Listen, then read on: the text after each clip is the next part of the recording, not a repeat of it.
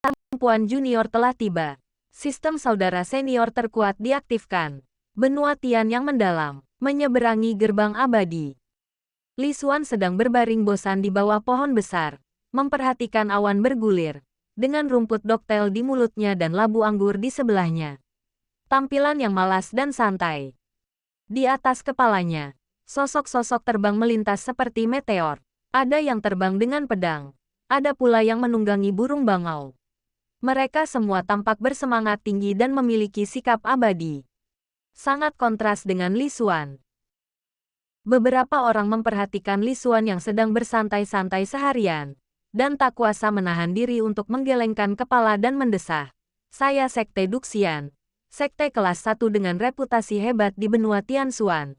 Bagaimana mungkin saya bisa menerima orang malas seperti dia? Li Xuan, kakak tertua dari puncak Tianxuan, salah satu dari 7 puncak Duxianmen. Tidak ada jalan lain. Dia adalah satu-satunya murid di puncak Tianxuan. Dia harus menjadi kakak laki-laki tertua jika dia bukan kakak laki-laki tertua.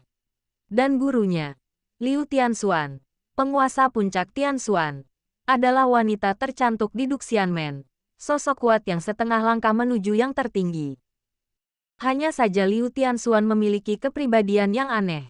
Meskipun dia cantik dan memiliki tingkat kultivasi yang tinggi, hanya sedikit orang yang dapat berteman dengannya, namun banyak juga yang menjadi musuhnya. 3 tahun lalu, pihak lain membawa Li Xuan kembali dari luar. Dia diterima sebagai murid pribadinya. Pada awalnya, semua orang mengira Li Xuan merupakan seorang jenius bela diri yang langka, dengan fisik yang luar biasa kuat. Itulah sebabnya Liu Tianxuan yang tidak pernah menerima murid, jatuh hati padanya dan menerimanya sebagai murid. Namun lambat laun, semua orang menyadari bahwa mereka salah. Pihak lainnya sama sekali bukan seorang jenius. Pihak lainnya tidak memiliki kondisi fisik sama sekali. Sebaliknya pihak lain hanyalah tubuh yang fana. Setelah 3 tahun berlatih, dia masih belum memasuki alam energi sejati. Dalam dunia seni bela diri, kebugaran fisik sangatlah penting. Fisik yang kuat seringkali berarti alam yang lebih tinggi dan potensi yang lebih besar. Pada dasarnya setiap mazhab dan sekte akan melihat terlebih dahulu apakah muridnya memiliki kebugaran jasmani sebelum menerimanya. Jika itu adalah tubuh yang fana, ia akan langsung dihilangkan. Tubuh biasa, fisik terburuk, meskipun memungkinkan untuk dipraktikkan, tetapi efisiensinya sangat buruk. Pada dasarnya, tidak akan banyak prestasi. Bahkan roh yang paling biasa pun akan mampu melampaui yang lain sejauh 18 jalan di masa mendatang. Dalam dunia seni bela diri, alam dibagi menjadi pemurnian Qi, esensi sejati, laut roh, ramuan emas, pemahaman mendalam, Dongsu, Yuanshen, raja perang, tertinggi, orang suci, dan kaisar. Total ada 11 alam, meskipun semakin lama semakin sulit. Setelah 3 tahun berlatih, dan sebagai kakak tertua di puncak Tianxuan, dia bahkan belum memasuki alam Zhenyuan. Dalam hal bakat di Duxianmen, dia pasti ada di posisi paling bawah. Li Xuan memandangi para prajurit yang terbang di langit dan menguap, tetapi dia tidak terlalu iri. Tidak mudah untuk menjalani satu kehidupan lagi. Aku tidak perlu meminta apapun lagi. Li Xuan bergumam. Dia bukan penduduk asli benua Tianxuan. Dia berasal dari bintang biru. Secara awam, dia adalah penjelajah waktu. Dia masih ingat hari itu ketika dia sedang berjalan di jalan dan tiba-tiba melihat sebuah truk besar melaju ke arah seorang gadis kecil. Secara naluriah dia bergegas mendekat dan mendorong gadis kecil itu menjauh. Kemudian dia senang melakukan perjalanan melintasi waktu. Dia adalah seorang yatim piatu yang baru saja melakukan perjalanan melintasi waktu. Sebelum dia bisa beradaptasi, sesosok peri tiba-tiba turun dari langit dan bertanya apakah dia ingin berlatih dengannya. Orang itu adalah penguasa puncak Tianxuan, Liu Tianxuan. Li Xuan telah hidup begitu lama di kehidupan sebelumnya, tetapi dia belum pernah melihat wanita secantik wanita sebelumnya. Dia begitu terobsesi padanya sehingga dia langsung setuju. Saya pikir saya akan memulai perjalanan seni bela diri yang luar biasa. Tetapi setelah tiba di gerbang Duxian, Saya mendapati bahwa saya hanyalah seorang manusia biasa. Setelah 3 tahun berlatih, dia bahkan belum memasuki alam esensi sejati. Jika tidak terjadi hal yang tidak diharapkan, mustahil untuk memadatkan pil tersebut dalam masa hidup ini. Jika Anda hidup sampai 100 tahun, Anda akan mati. Mula-mula dia berpikir kalau dirinya mempunyai suatu kondisi fisik tersembunyi. Kalau tidak, kenapa Liu Tianxuan mau menerima dia, seorang manusia biasa, sebagai muridnya. Tetapi ketika ditanya kemudian, Liu Tianxuan menjawab seperti ini.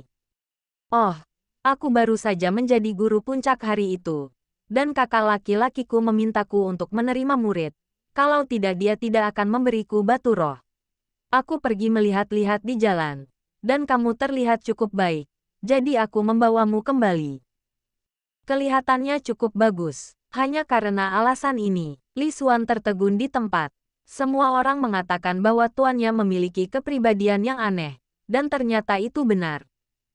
Li Xuan perlahan-lahan menyerah. Saya merasa meninggal karena usia tua di puncak Tianxuan juga merupakan pilihan yang baik. Setidaknya pemandangan di sini indah dan tidak kekurangan makanan dan minuman. Dari waktu ke waktu, Anda dapat melihat sang master yang rupawan dan memanjakan mata Anda. Jauh lebih baik daripada menjadi budak di kehidupan sebelumnya. Memikirkan hal ini, dia merasa jauh lebih baik, dan kemudian dia mulai melepaskan segala beban pikirannya, minum anggur dan membaca novel sepanjang hari, dengan santai dan nyaman. Di sekte Duxian yang berorientasi ke dalam, ia menjadi orang yang berbeda. Sudah hampir waktunya makan malam.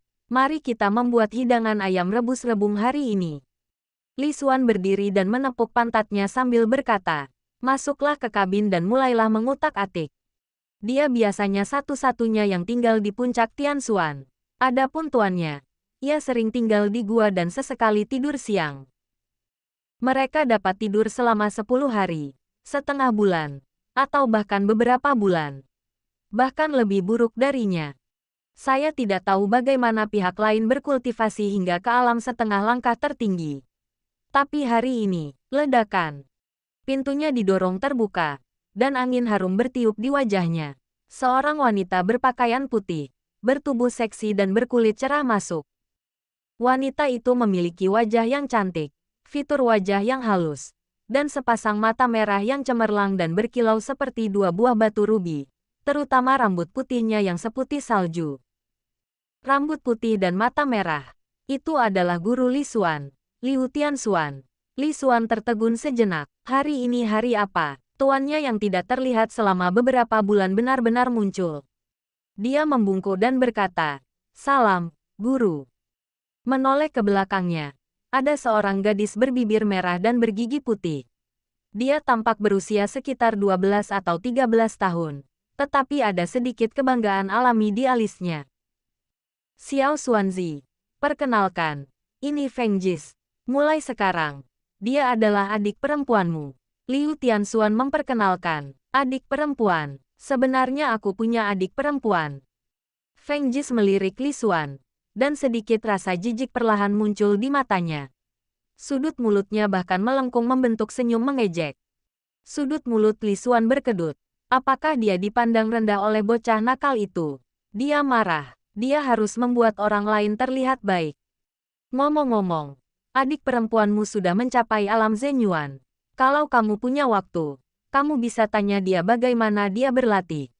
Liu Tianxuan berkata, alam Yuan sejati. Tingkat kultivasi ini lebih tinggi darinya. Lupakan, sebagai saudara senior, Anda seharusnya bersikap toleran. Aku tidak akan peduli dengan bocah nakal ini. Menggigit. Terdeteksi bahwa tuan rumah memiliki adik perempuan junior. Sistem kakak laki-laki senior terkuat diaktifkan. Li Xuan tertegun sejenak, lalu wajahnya berseri-seri karena kegembiraan. Sistem. Paha emas penjelajah waktu. Wow. Kamu akhirnya di sini. Li Xuan hampir menangis. Liu Tianxuan menatap orang itu dan tak dapat menahan diri untuk menyentuh kepalanya.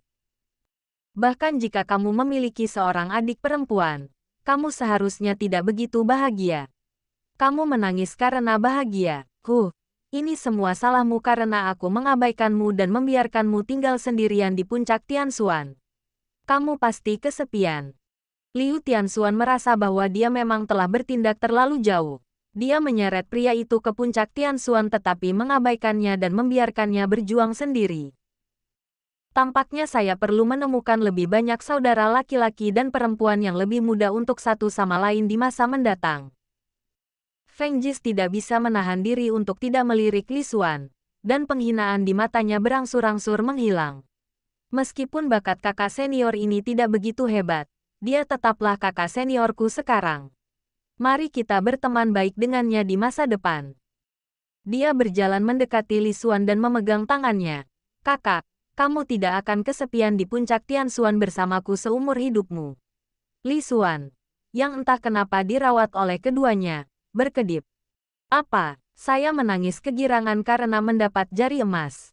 Apakah kamu juga memilikinya?